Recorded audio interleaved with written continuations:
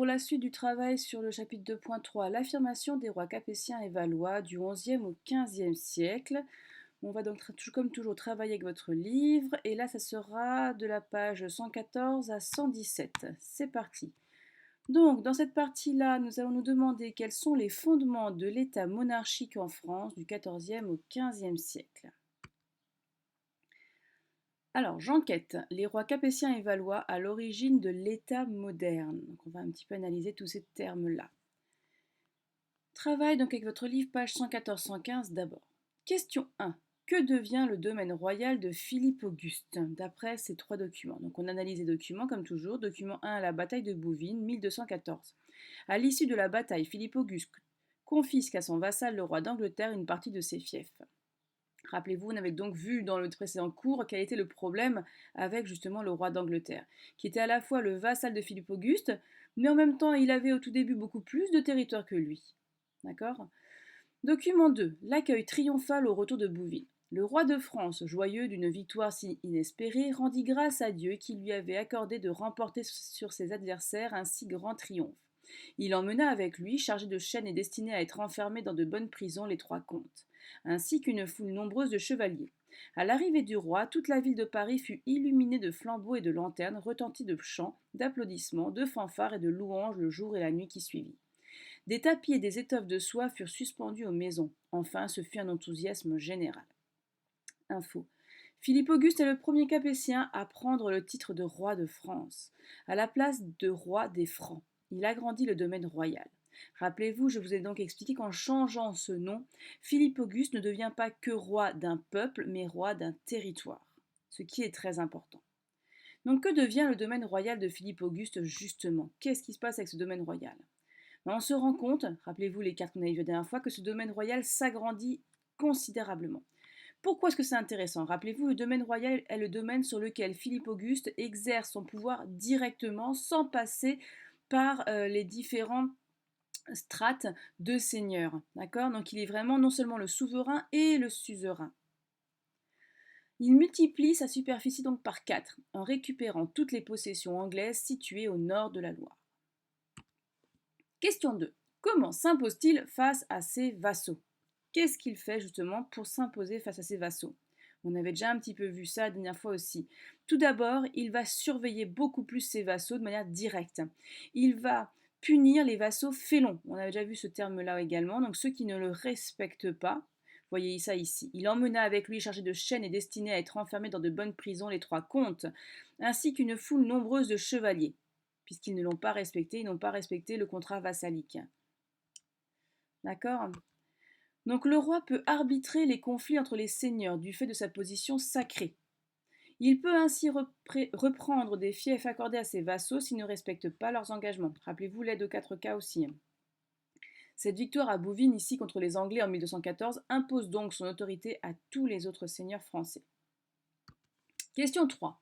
À votre avis, pourquoi se fait-il appeler roi de France? Donc ça, vous le savez déjà, on l'a déjà vu en plus. Voilà. Philippe Auguste ici se fait appeler roi de France et plus roi des Francs pour signifier son espace politique qui correspond à l'étendue d'un peuple. Bouvines a fait du roi de France le monarque le plus puissant d'Europe au XIIIe siècle. Encore une fois, il n'est pas seulement roi d'un peuple comme avant, il est roi d'un peuple et d'un territoire. Et ça, c'est un grand changement. Question 4. Quelles décisions prennent ces rois justement? Donc là, on change de page, on arrive à la page 115. Regardez les 3 nouveaux documents. Je lis. 3. Le roi impose sa justice. Jugement de sire Enguerrand de Coucy par Louis IX. Info.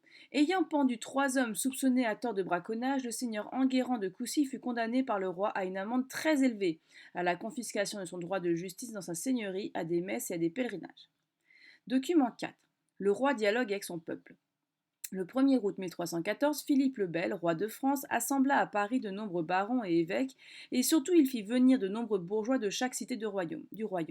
Enguerrand de Barigny, gouverneur de tout le royaume, parlant au nom du roi de France, leur parla de la guerre de Flandre, des dépenses qu'elles avaient entraînées.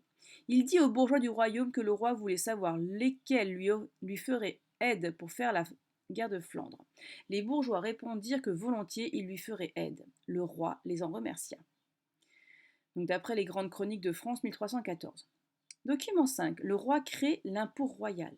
Philippe V le Long qui régna de 1316 à 1322, aidé d'un membre de la Chambre des comptes, lève l'impôt dans le royaume. Donc, quelles décisions prennent justement les rois? Ici, on vous présente plusieurs décisions qui ont un trait à la justice, à l'économie, donc aux différents pouvoirs que le roi a. Vous voyez que du coup, il va exercer beaucoup plus de pouvoir qu'avant. Donc ces rois décident des taxes, des impôts et de la justice dans leur royaume. Ils peuvent aller à l'encontre des décisions de leurs vassaux pour défendre le peuple. Le roi a retrouvé en fin de compte vraiment son poste de roi et pas juste de seigneur le plus puissant. Question 5. Comment renforcent-elles leur pouvoir sur leur royaume? Comment ces décisions justement renforcent-elles leur pouvoir sur leur royaume? Avec les mêmes documents. Vous vous rendez compte que grâce à ces décisions, les différents vassaux, les différents seigneurs se doivent absolument de respecter le roi. On ne remet jamais en question les décisions du roi. De plus, pour être sûr d'être partout, le roi va nommer ce qu'on appelle des baillis et des sénéchaux. Des baillis dans le nord de la France, des sénéchaux dans le sud de la France, qui vont en fin de compte surveiller les seigneurs au nom du roi. Donc les rois nomment des baillis et des sénéchaux qui les représentent dans les provinces. Ils peuvent aussi surveiller les seigneurs et appliquer tous les jugements du roi pour que la justice soit faite.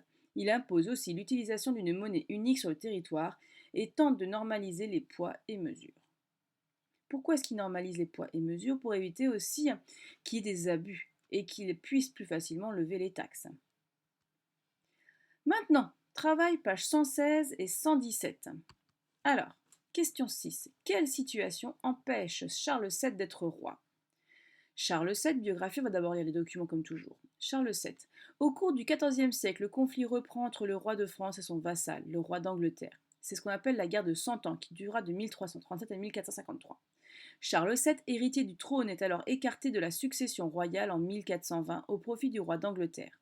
Jeanne d'Arc, une jeune paysanne lorraine, veut bouter les Anglais hors de la France, donc c'est-à-dire chasser, et faire reconnaître Charles roi de France. Elle le fait couronner à Reims en juillet 1429. Le roi Charles VII met fin à la guerre de 100 ans, dont il sortit victorieux en 1453. Document 6. La rencontre de Charles VII et de Jeanne d'Arc à Chinon en 1429. Jeanne d'Arc s'adressant au roi. Moi, je te dis de la part du roi des cieux, que tu es vrai héritier de France et fils du roi. Il m'a envoyé vers toi pour te conduire à Reims, pour que tu y reçoives couronnement et consécration si tu le désires. Document 7. Charles VII crée une armée royale permanente. A. Création de garnison, les compagnies de la Grande Ordonnance 1445.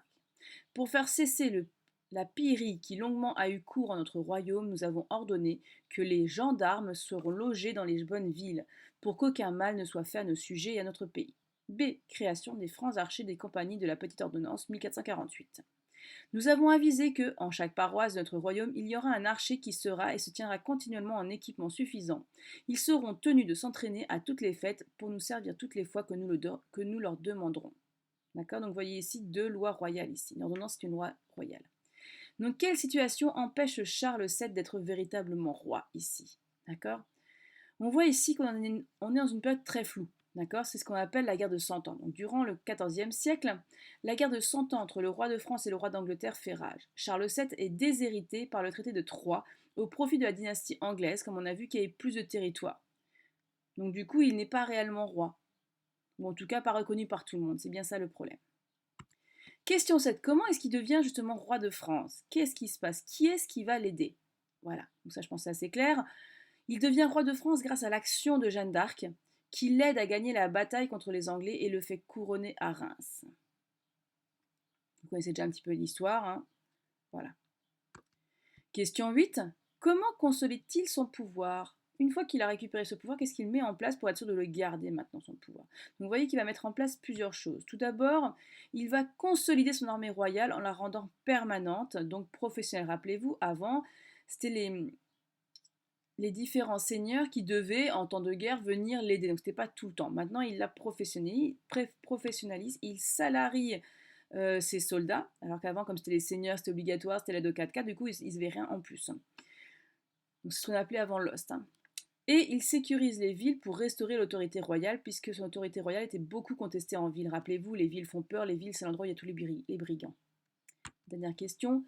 Comment Louis XI gouverne-t-il son royaume et quel est son pouvoir? Non, on va s'arrêter, je pense ici ça suffira pour aujourd'hui, on continuera la prochaine fois par contre. c'est ça, oui. Très bien les garçons et les filles, je vous laisse déjà digérer tout ça et on se retrouve très vite. Allez, portez-vous bien, au revoir.